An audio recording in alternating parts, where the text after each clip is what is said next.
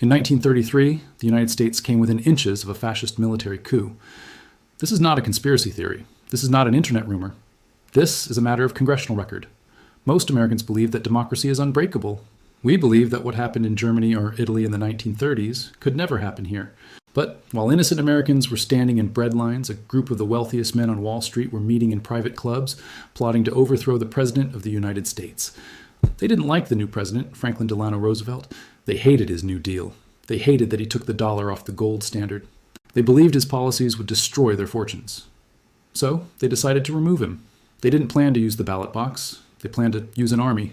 They intended to hire a private force of 500,000 combat veterans, march on Washington, D.C., and force Roosevelt to hand over power to a Secretary of General Affairs, a dictator chosen by the banks. They had the money. They had the weapons. They just needed a leader. They needed a man the veterans would follow into hell, a man who was a national hero. So they approached the most decorated Marine in American history, Major General Smedley Butler. They offered him millions of dollars. They offered him ultimate power. They thought he was one of them. They were wrong. Welcome to the Wealth Records.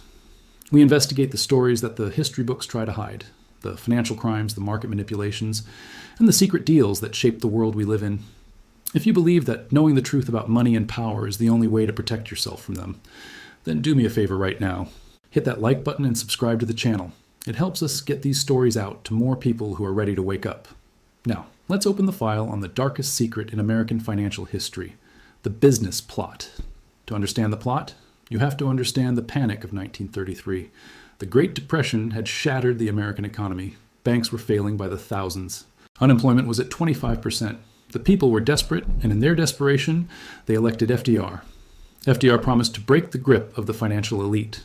In his inauguration speech, he declared that the money changers have fled from their high seats in the temple of our civilization.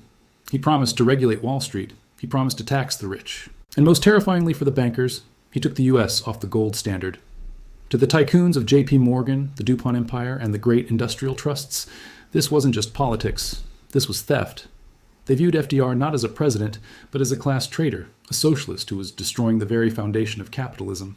They looked across the ocean at Italy, where Benito Mussolini had crushed the labor unions and protected corporate profits with an iron fist.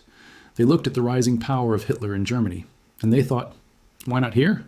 They needed a frontman. They couldn't lead the coup themselves. They were soft men in silk suits. They needed a warrior. Enter Smedley Butler, 2 Congressional Medals of Honor, a veteran of the Philippines, China, Central America, and World War I. The soldiers called him Old Gimlet Eye. He was the most beloved military figure in the country. If Smedley Butler told the veterans to march, they would march.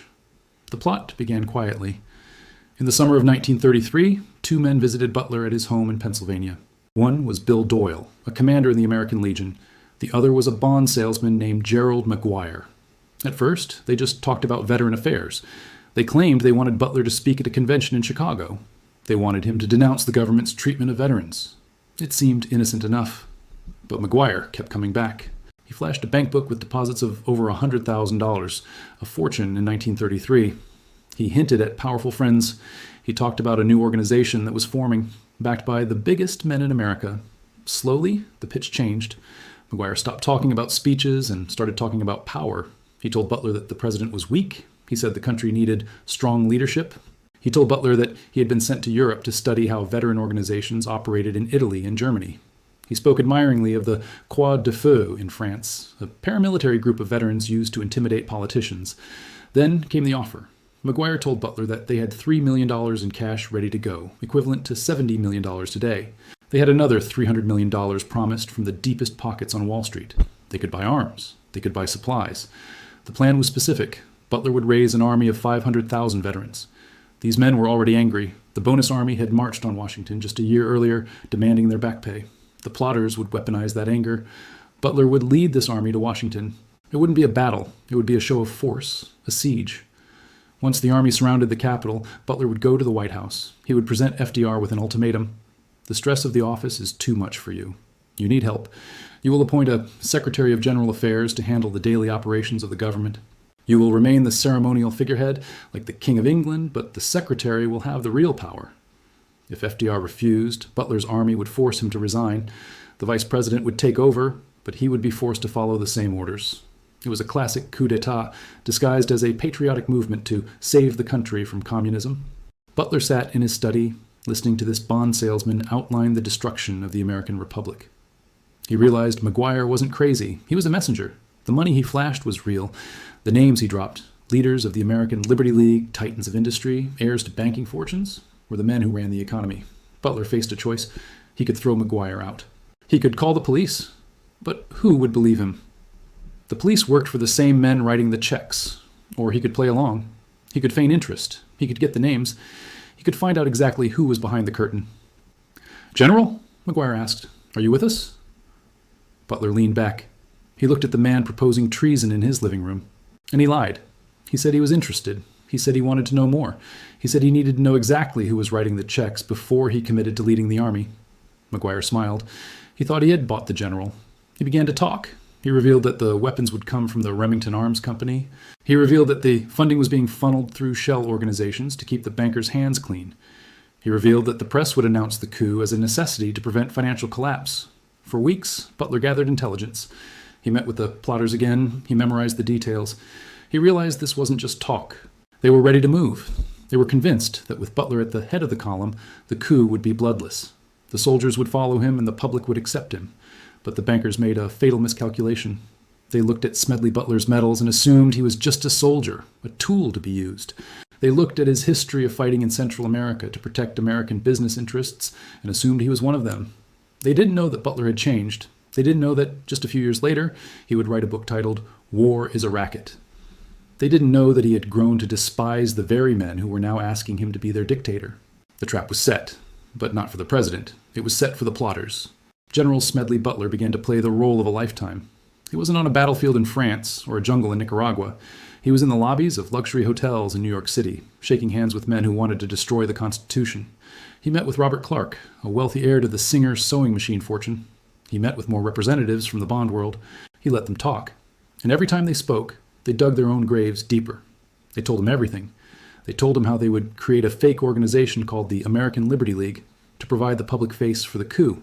They told him they had $3 million in working capital already deposited. They even told him that the Remington Arms Company would provide the weapons on credit because the DuPont family, who controlled the company, was in on the scheme. Butler took notes. He memorized names, dates, and bank account numbers. He was gathering evidence for a court-martial, but the enemy wasn't a soldier. It was the American aristocracy. By November 1934, the plotters were getting impatient. They wanted to launch. They told Butler it was time to gather the veterans. Butler knew he had enough. He contacted J. Edgar Hoover at the FBI. Hoover, strangely, wasn't interested. He dismissed the claims as wild rumors. It was the first sign that the rot went deeper than Butler realized. So, Butler turned to the only institution left that might listen, the United States Congress. He contacted the Special Committee on Un-American Activities, led by two congressmen, John McCormick and Samuel Dickstein. He told them, "I have the biggest story in history, but you have to put me under oath." On November 20th, 1934, General Smedley Butler walked into a closed-door executive session of the House of Representatives.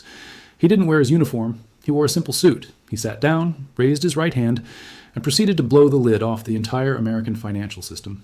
For 2 hours, he laid it all out. He named Gerald McGuire. He named the banks. He named the DuPonts. He detailed the plan to create a fascist dictatorship. He detailed the bribery. He detailed the weapons. The congressmen were stunned. This wasn't a rant from a street corner radical.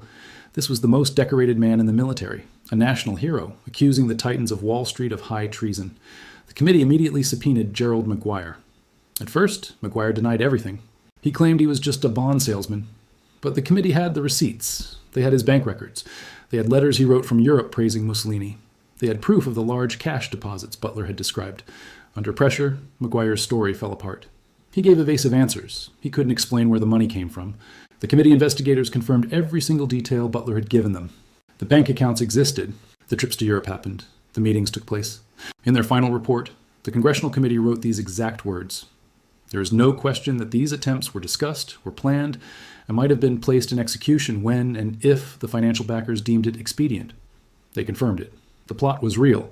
So what happened next? You would expect mass arrests. You would expect the FBI to raid the offices of J.P. Morgan. You would expect the plotters to be dragged in chains to Leavenworth Prison for treason. Instead, something else happened. Silence. The story broke in the newspapers on November 21st, 1934. The New York Times, the voice of the establishment, ran the headline on the front page. But they didn't treat it as a crisis. They treated it as a joke. The headline read, "Butler discloses fascist plot." Notice the quotes around fascist. The tone of the article mocked Butler. They called it a fantasy. They quoted the bankers who laughed and called it absurd. Time magazine, owned by Henry Luce, a member of the same wealthy elite, ridiculed Butler. They made him look senile. They made him look like a paranoid old soldier telling war stories. The strategy was simple: attack the messenger. They couldn't attack the evidence because the evidence was true, so they destroyed Smedley Butler's reputation. But the real cover-up happened in Washington. The Congressional Committee suddenly stopped its investigation. They had verified the plot, but they refused to call the big names to testify. They didn't subpoena the DuPonts. They didn't subpoena the heads of the banks. Why? Because of what happened behind the scenes. History suggests that a deal was cut. FDR was a pragmatist. He knew that if he arrested the richest men in America for treason, the stock market would collapse. The banks would close. The precarious economic recovery would be destroyed. The plotters held the economy hostage. So, the White House struck a bargain. The plotters would not be prosecuted. They would not go to jail. In exchange, they would back down. They would stop blocking the New Deal. They would allow the SEC to regulate the stock market. They would accept the FDIC. The coup was stopped, but the criminals were left in charge of the bank. Smedley Butler was furious. He went on the radio. He gave speeches. He tried to warn the American people that the danger hadn't passed. It had just gone back into the shadows. In a famous radio address, he said, "My interest is, my one hobby is, maintaining a democracy. If you get these 500,000 soldiers advocating anything smelling of fascism, I'm going to get 500,000 more and lick the hell out of you, and we will have a real war right at home." He died in 1940, just before World War II. He never saw justice served. Today, the business plot is barely a footnote in history books. Schools don't teach it. Documentaries rarely cover it. It is treated like a crazy myth, but we know the truth. We know it because the congressional record is still there, collecting dust in the Library of Congress. We know it because the bank records don't lie. The lesson of the business plot is terrifying, but necessary. It teaches us that the line between a republic and a dictatorship is thinner than we think. It teaches us that there are people in the high towers of finance who view democracy not as a sacred right, but as an obstacle to profit. And most importantly, it teaches us that one man, one person with a conscience, can stop the machine. Smedley Butler could have been the first dictator of the United States. He could have been richer than he ever dreamed. He could have had absolute power. All he had to do was say yes. But he said no. He chose his country over his wallet. He chose his honor over power. The question we have to ask ourselves today is, if that offer was made to a general, or a politician, or a CEO right now, would they say no, or would they take the deal? This has been the Wealth Records. The game is rigged, but now you know the rules. Stay watching, stay wealthy, and never trust the silence.